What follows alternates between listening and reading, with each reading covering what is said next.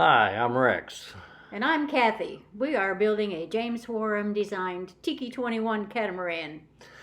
It is a shallow draft catamaran perfect for the thin waters of the Florida Gulf Coast. We started with a trailer load of marine grade plywood and started lofting the hull and bulkheads directly onto it. Since this is a catamaran, there are two hulls, and nearly every part has a duplicate. We used the first hull side, which is made up of 3 panels, as the pattern for the next 3 hull sides. We lofted the 6 bulkheads and then duplicated them. We made patterns from 1/4 inch Luan plywood for all parts that were using 15 millimeter plywood. This included rudders, akka beams, stem and stern posts, and other miscellaneous parts. We were able to reproduce near exact copies of each part by utilizing a router with a flush trim bit. While lofting the hull sides, we marked the location for each bulkhead, bunk stringer, and butt block. The center lines, bunk locations, side curvatures, and shear line were marked on the bulkheads. We traced the shape of each part onto another piece of plywood and cut it just outside the line so the router could do the finish work.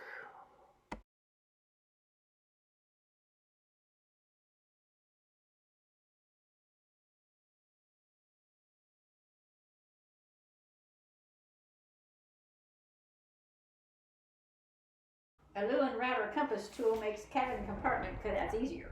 You can do the same with a scrap piece of 1/4 inch plywood.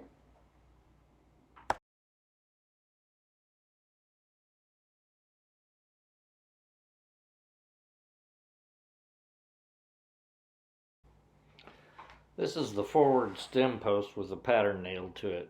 You can see how easy it is to duplicate with the router and flush trim bit with the bearing. Sharp corners will still need to be trimmed with a saw or chisel.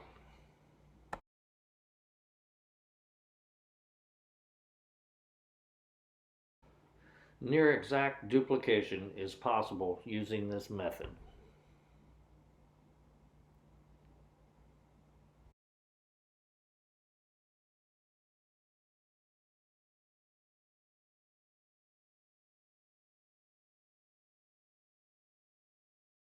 The stern post and skeg were duplicated using the same procedure. It's much more pleasant without the router screaming in your ears.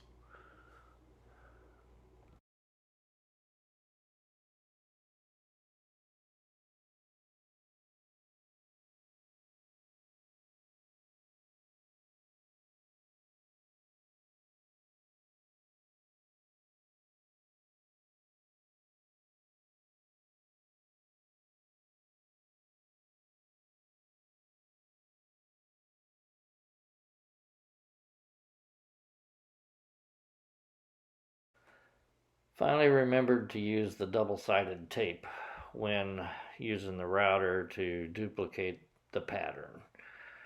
And this continues on for another 2 minutes without a router screaming in your ears. At 44 hours into the build, we had a nice pile of parts. We are now ready to start construction. The 3 panels for each of the 4 hull sides were joined together with bronze bolt nails and thickened epoxy butt blocks. Then the shear stringers were epoxy glued onto the hull sides.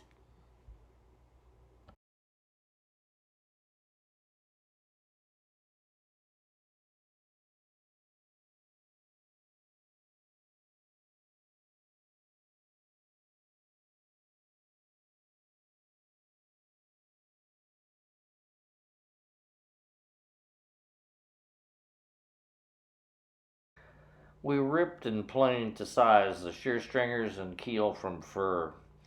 Marked a lot of locations for copper wire stitches and drilled a lot of holes.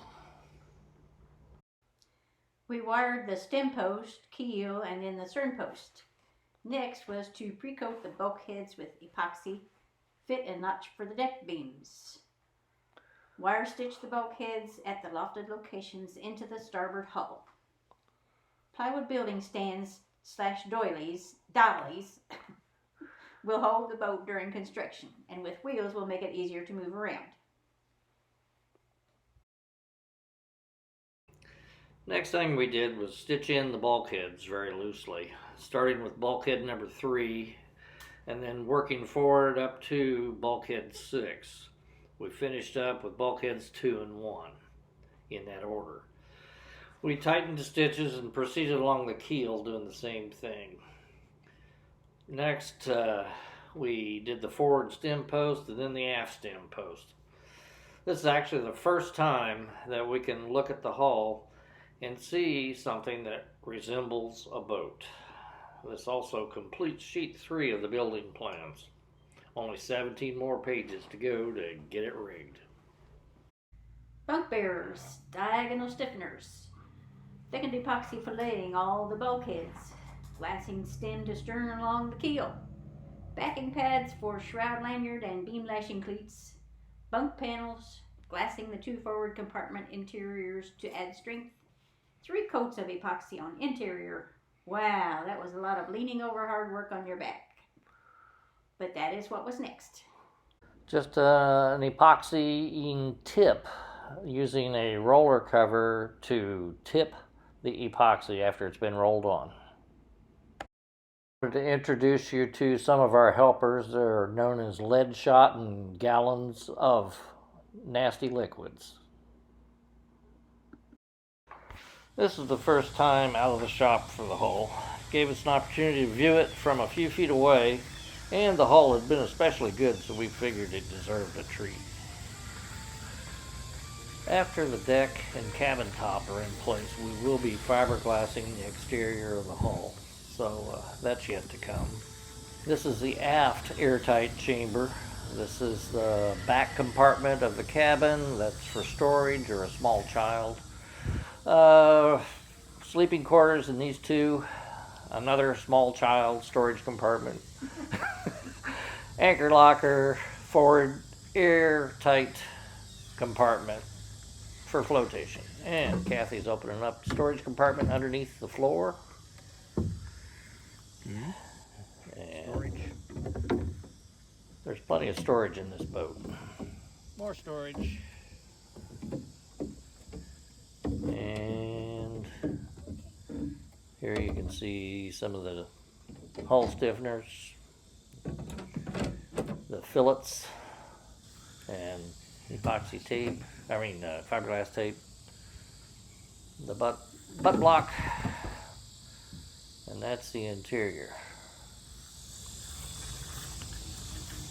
The interior of this starboard hull has 3 coats of epoxy on it. We intend to leave it as epoxy coated unless the epoxy deteriorates and we need to paint it. If we get desperate for sleeping quarters, we could sleep head to head with our feet in the storage compartments. Or we could put a tent on the center deck between the 2 hulls.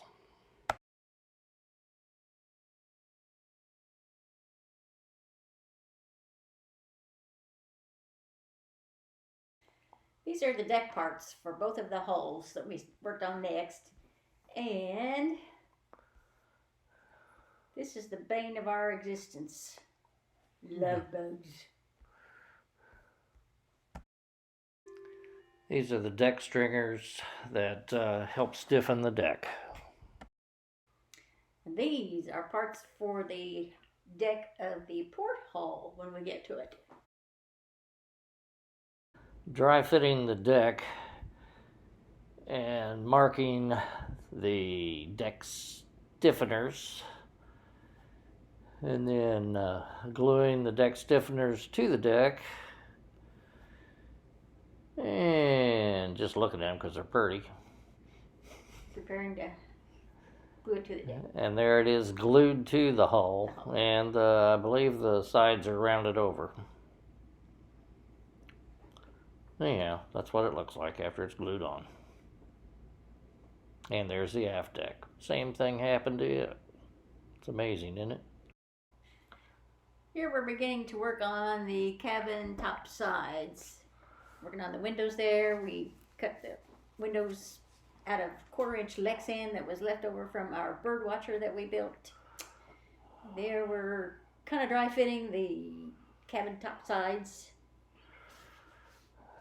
That's the side you lean against right there, from central deck.